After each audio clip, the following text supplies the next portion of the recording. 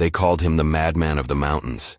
The townspeople whispered that Silas Crow had lost his mind years ago, choosing to live like a hermit in that wooden shack perched on the rocky cliffs. But on this particular morning, as 5 women dressed in mourning white climbed the treacherous path to his door, Silas would prove that sometimes the man everyone calls crazy is the only one sane enough to see what's coming. The sound of desperate footsteps on gravel broke the mountain silence. Silas paused, his weathered hands gripping the axe handle as he split another log for his morning fire. Through the pine trees, he could see them struggling up the narrow trail. 5 figures in white dresses, their faces hidden beneath black veils, moving with the urgency of people running from death itself. He knew who they were. The whole valley knew about the Whitmore widows, 5 women who had lost their husbands in the mine collapse 3 months ago. What he didn't know was why they were climbing to his isolated cabin, why they had chosen to seek out the man the entire town had branded as a lunatic. The first woman reached his porch, her breathing heavy from the difficult climb. When she lifted her veil, Silas recognized Martha Whitmore, the banker's widow. Her eyes were red from crying, but there was something else there, a desperate determination that made his chest tighten with an emotion he hadn't felt in years. Martha's voice cracked when she spoke. "Mr. Crow, we need your help. There's nowhere else to turn." Silas set down his axe, studying the 5 women who stood before him like ghosts from a world he had deliberately left behind. These were the same women whose husbands had laughed at him in the saloon, who had crossed the street to avoid talking to the strange hermit who preferred solitude to society. The irony wasn't lost on him.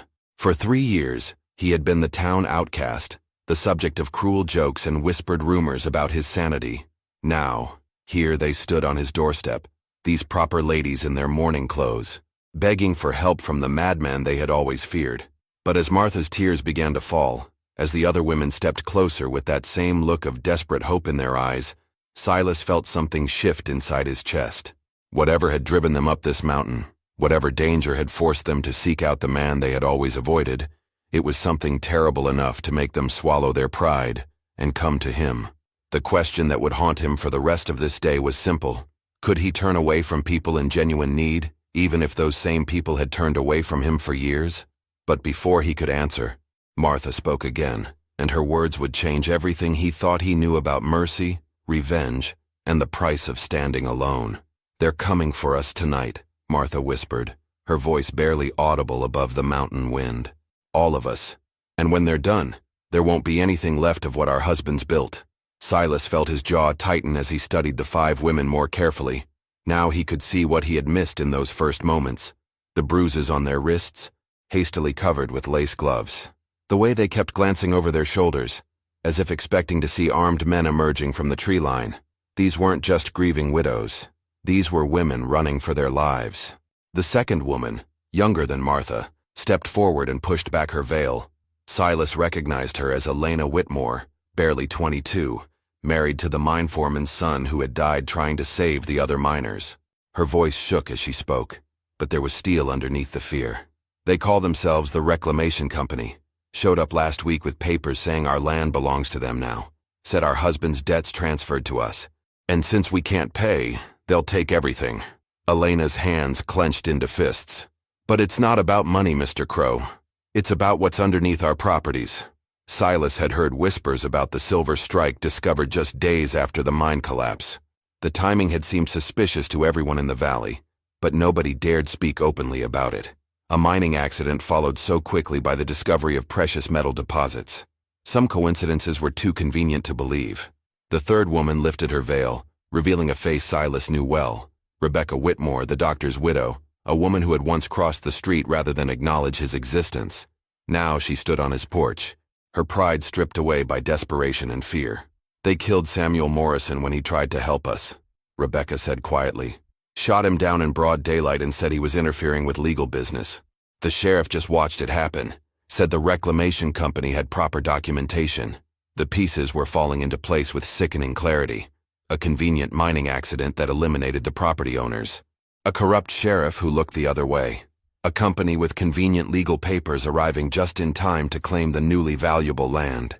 And 5 widows, with no one to protect them, and nowhere to run." Silas looked past the women toward the valley below, where smoke was rising from the direction of town. Too much smoke for cooking fires or chimneys. Something was burning down there, and he had a terrible feeling he knew what it was. "How many men are we talking about?" he asked, his voice rougher than he intended. 12, Martha replied. "All armed. All willing to do whatever it takes to get what they want." She paused, swallowing hard. "They gave us until sunset to sign over our deeds.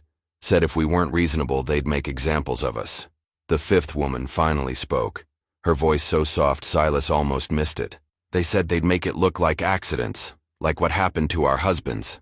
Silas felt something cold and familiar settle in his chest, the same feeling that had driven him to these mountains 3 years ago, the same anger that had made him walk away from everything he once knew. He had come here to escape violence, to find peace in solitude, but sometimes peace had to be fought for. The sun was already past its peak, casting long shadows across the mountainside.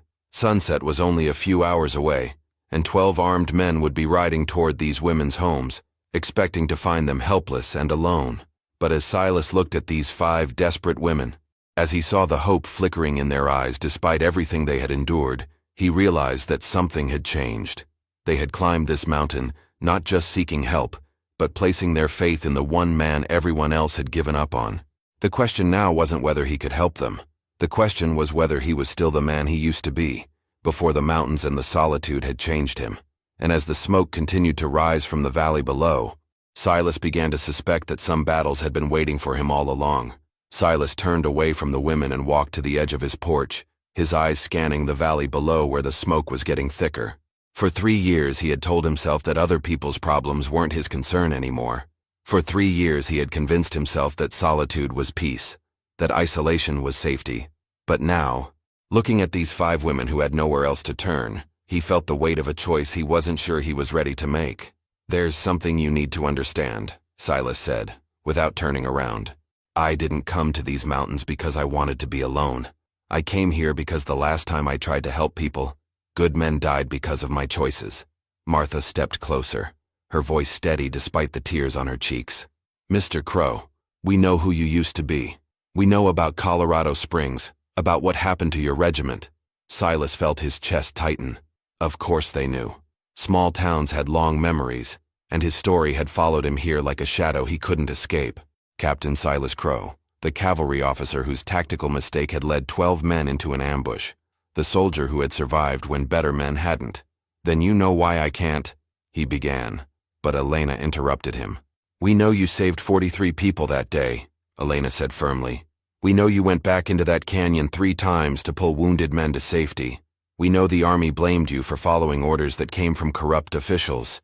The 4th woman finally lifted her veil, revealing a face weathered by grief and hard work. This was Sarah Whitmore, the oldest of the widows, whose husband had managed the company store. Her voice carried the authority of someone who had buried too many people she loved. "The men coming for us tonight aren't soldiers following bad orders," Sarah said. "They're killers who murdered our husbands for silver. And if you turn us away, you'll be letting them win by doing nothing instead of doing something wrong." Silas felt the familiar weight of command settling on his shoulders, the same feeling that had once made him responsible for the lives of good men. But this time was different. This time, he could see the enemy clearly. This time, he knew exactly what he was fighting against. He walked back into his cabin, leaving the 5 women standing on the porch. When he emerged moments later, he was carrying something that made all their eyes widen, a rifle that looked like it had seen considerable use, and a gun belt that fit his waist like it had been made for him. "How much time before they reach your homes?" he asked, checking the rifle's action with practiced efficiency. 2 hours, maybe less," Martha replied, hope and fear warring in her voice. Silas looked at each woman in turn, seeing past their mourning clothes to the strength that had brought them up this mountain. These weren't helpless victims.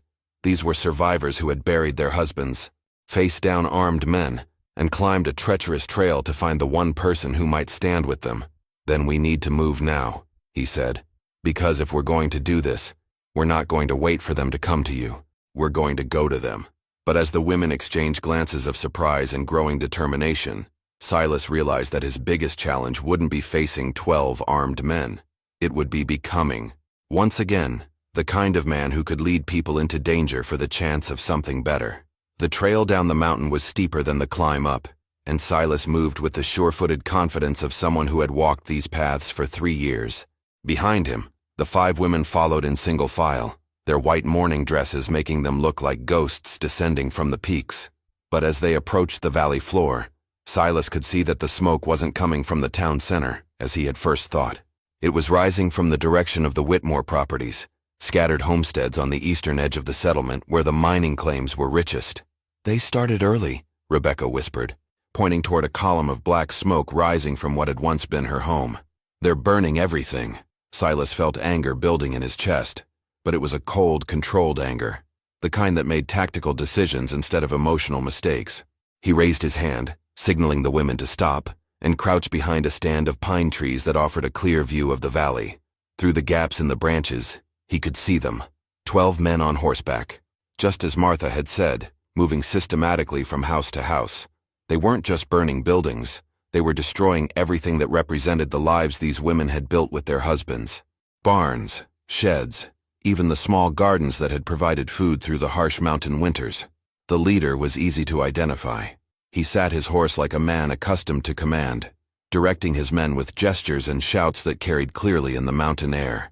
This would be Malachi Vaughn, the man who had turned murder and theft into a business plan. "He's the one," Martha confirmed, following Silas's gaze. "The one who said our husbands' deaths were convenient for everyone." Silas studied the scene with tactical eyes, noting the positions of the riders, the weapons they carried, the way they moved with the confidence of men who had never faced real resistance. They were bullies and killers, but they weren't soldiers. They had never fought against someone who understood how violence really worked. But what caught his attention wasn't the men. It was the wagon parked near the burning remains of Elena's house. A wagon filled with official-looking papers, and a strongbox that probably contained the forged deeds that would make their theft legal.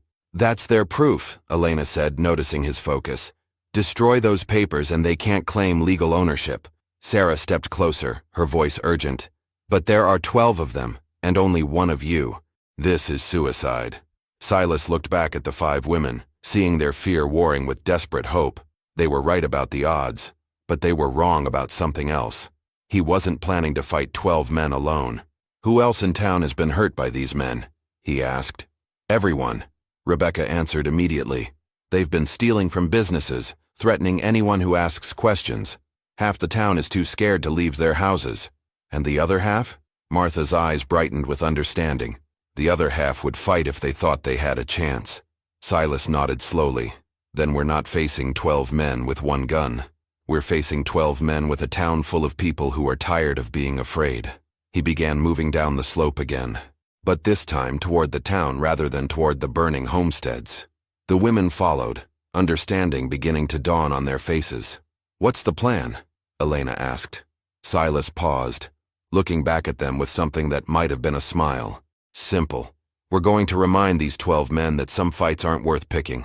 But as they approached the edge of town, where the first buildings cast long shadows in the afternoon sun, Silas knew that the real battle wasn't going to be fought with guns and horses.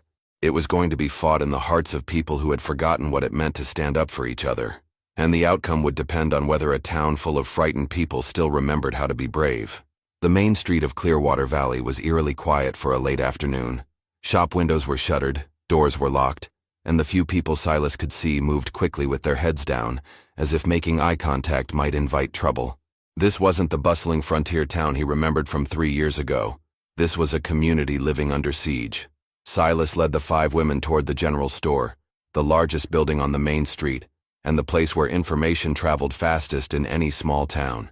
As they approached, he could see faces peering through curtains and cracked doors, people watching but afraid to come outside. The store owner, a heavy-set man named Frank Morrison, opened his door cautiously when he recognized the women. His face was bruised, and his left arm hung at an awkward angle. "Mrs. Whitmore, what are you doing here?" Frank whispered urgently. "Those men said they'd kill anyone who helped you." "They killed your brother Samuel," Martha replied, her voice steady. "How long are we going to let them terrorize everyone?" Frank's eyes moved to Silas, recognition dawning slowly. "Crow. Silas Crow? I thought you were dead." "Not yet," Silas replied grimly. "Frank, how many men in this town still remember how to handle a rifle?" Frank looked around nervously, then stepped aside to let them into his store. Inside, Silas could see that the shelves were half empty, probably cleaned out by Vaughn's men who took what they wanted without paying. Maybe 15, 20 men who could fight, Frank said quietly. But Crow, you don't understand. These aren't ordinary thieves. They've got papers from the territorial government. The sheriff says everything they're doing is legal. Legal doesn't make it right, Elena said firmly. And papers can be forged. Silas moved to the window and peered through the gaps in the shutters. From here, he could see the smoke still rising from the direction of the homesteads, and something else. Dust clouds indicating riders moving toward town. They're coming, he said calmly. Frank, where's the sheriff now? Probably hiding in his office, pretending not to see what's happening, Rebecca answered bitterly.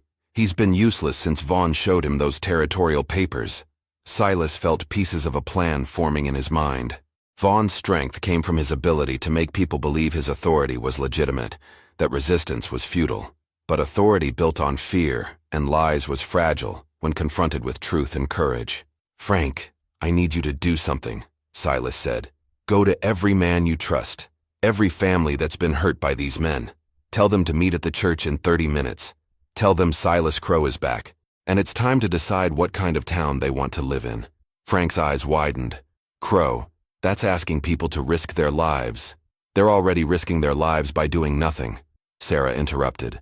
At least this way they have a chance to fight back. Through the window, Silas could now see the riders approaching the main street.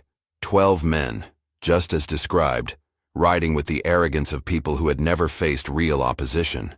Their leader, Vaughn, was easy to spot, a tall man with silver hair who carried himself like he owned everything he saw.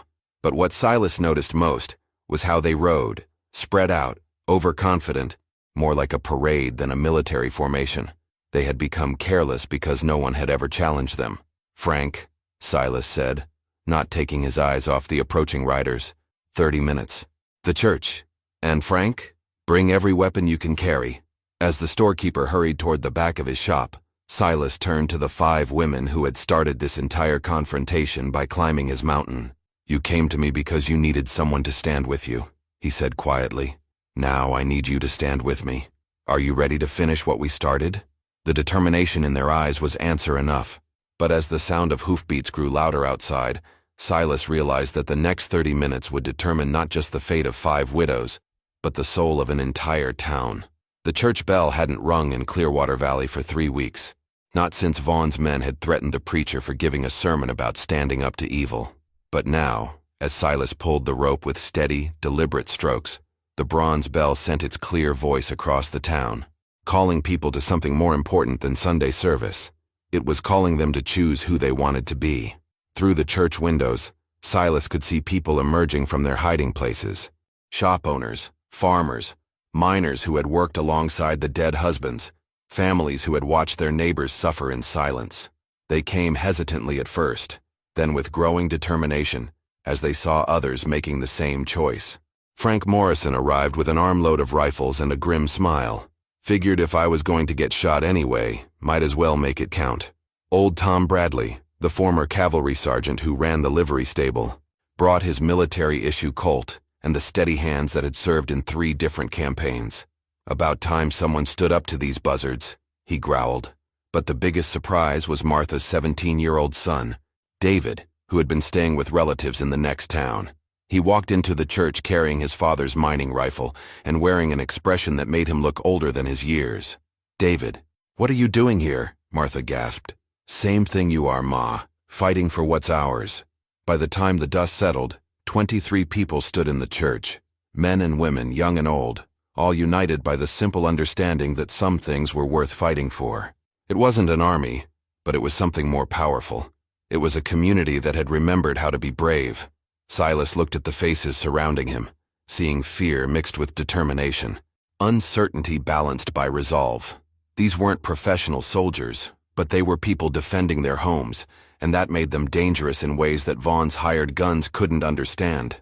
Listen carefully, Silas said, his voice carrying the authority of someone who had led men into battle before. Vaughn's strength comes from making you believe you're powerless, but he's got 12 men against an entire town, and his authority only works if you accept it.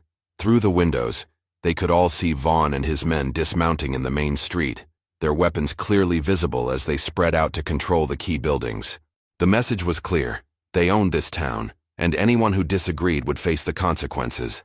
But Silas had spent 3 years studying this valley, learning every building, every alley, every place where a man with a rifle could make 12 men feel very uncomfortable.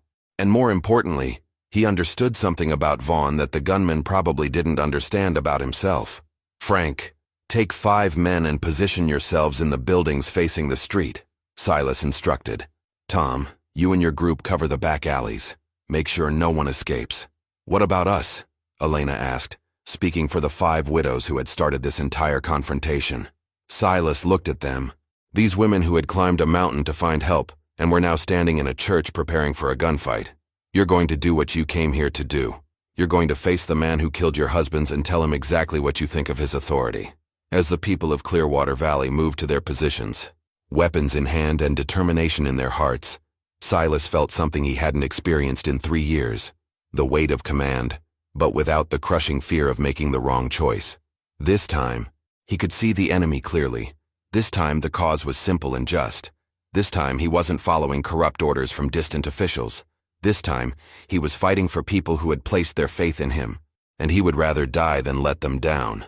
But as he checked his rifle one final time and prepared to walk out onto that dusty main street, Silas knew that the real battle wasn't going to be won with bullets. It was going to be won by showing 12 bullies what happened when good people finally decided they had endured enough.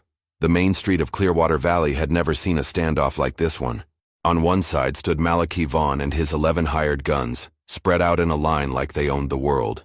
On the other side, 5 women in white mourning dresses walked steadily down the middle of the dusty road, their black veils lifted, their faces set with the kind of determination that came from having nothing left to lose.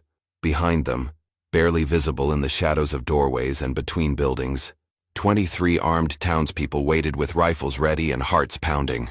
Vaughn laughed when he saw the approaching women, a sound that carried clearly in the afternoon air. "Well, well, the grieving widows have come to sign their papers after all. Smart choice, ladies. Save us all some trouble." But his laughter died when he noticed the man walking behind them. Silas Crow emerged from the shadows like a ghost from the mountains, his rifle held casually but ready, his eyes fixed on Vaughn with the steady gaze of someone who had made peace with whatever came next. "Silas Crow," Vaughn said, recognition dawning in his voice. "The famous captain who got his men killed in Colorado.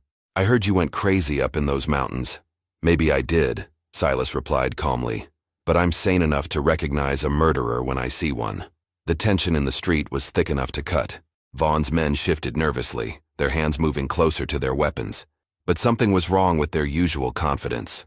The town felt different, not empty and cowering, but watchful and ready. Martha Whitmore stepped forward, her voice carrying across the silence. "Malachi Vaughn, you killed our husbands for silver. You burned our homes. You terrorized our town. But you made one mistake. And what's that? Widow? You forgot that some people can't be bought, threatened, or broken." That's when the windows and doorways around the street came alive with the sound of rifle bolts being worked and hammers being cocked. Suddenly, Vaughn and his men found themselves surrounded by 23 weapons pointed directly at them from every direction. The transformation was instantaneous. The arrogant killers who had terrorized an entire valley suddenly looked like what they really were. 12 frightened men who had never faced real opposition. "You have 2 choices," Silas said, his voice calm but carrying the authority of someone who had commanded soldiers in life or death situations. "You can drop your weapons and ride out of this valley forever. Or you can try to fight your way out against an entire town that's tired of being afraid." Vaughn's hand hovered near his gun, his eyes calculating the odds. 12 men against 23, with no cover and no escape routes. Even if they managed to kill some of the townspeople, they would all die in the attempt. But what really broke his resolve wasn't the numbers. It was the look in Martha Whitmore's eyes. This wasn't just about property or money anymore. This was about justice for murdered husbands, and these women would see it done no matter the cost. One by one, Vaughn's men began dropping their weapons into the dust. The great Malachi Vaughn, who had built his empire on fear and corruption, found himself staring at a pile of surrendered guns and the reality that his authority had evaporated the moment good people decided to stand together. "This isn't over, Crow," Vaughn said as he unbuckled his gun belt. "Yes, it is," Elena Whitmore replied firmly. You're leaving now and you're never coming back. And if we ever see any of you again, we won't be so generous with our mercy." As the 12 defeated men climbed onto their horses and rode out of Clearwater Valley forever, the townspeople emerged from their hiding places with expressions of wonder and growing pride. They had faced down armed killers and won, not through violence, but through the simple power of standing together. 3 months later, Silas Crow could still be found in his mountain cabin, but the town no longer called him the madman of the mountains. They called him simply by his name, and they knew that if trouble ever came to their valley again, they wouldn't have to face it alone. The 5 widows had rebuilt their homes and their lives, stronger now for having discovered what they were truly capable of when pushed to their limits. And sometimes, on quiet evenings when the mountain air was clear, Martha would climb the trail to Silas's cabin, not as a desperate woman seeking help, but as a friend visiting someone who had reminded an entire town what courage looked like. Some battles, Silas had learned, were worth fighting, and some kinds of solitude were just another word for waiting for the right moment to stand with the people who needed you most. If you enjoyed this story of courage and redemption in the Old West, please consider subscribing to our channel and supporting us with a super chat. Your support helps us bring you more powerful stories like this one. Thank you for watching, and remember, sometimes the person everyone calls crazy is the only one brave enough to do what's right. Click on the video on your screen to watch another gripping Western tale that will keep you on the edge of your seat until the very end.